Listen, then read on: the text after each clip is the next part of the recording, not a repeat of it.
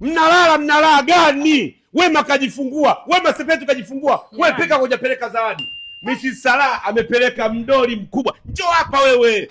Kapeleka mdoli mkubwa. Mrs. Salah Janati, nimekuletea mdoli hapa, mpeleke kwa Wema haraka.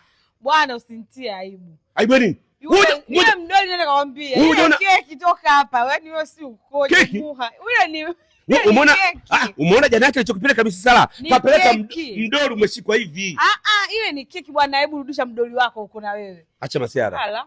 Yule ni wewe mtoto atapelekwa midoli mingapi sasa? Ile keki. Ngoja kwanza. Kumbe ni keki. Shati aibu tayari. Awala Mrs. Salah umetunyosha. Mimi nikajua umepeleka mdoli na mimi nikaenda kununua mdoli nimpe mke wangu ampelekee Wema kesho. Kumbe sio mdoli, ile ni keki. Sasa kwa haraka unajua keki ya shinda. Sababu umetunyosha Mrs. Salah, umetunyosha madam Mrs. Salah Janati. I salute. Kumbe ile ni keki. Mke wangu usiende kumuona Wema. Utatia aibu. Utatia aibu.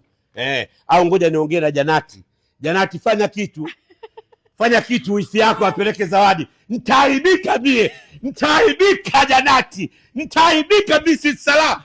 Mrs. Mwarabu mtata. Uaibike mara ngapi na mdoli wako?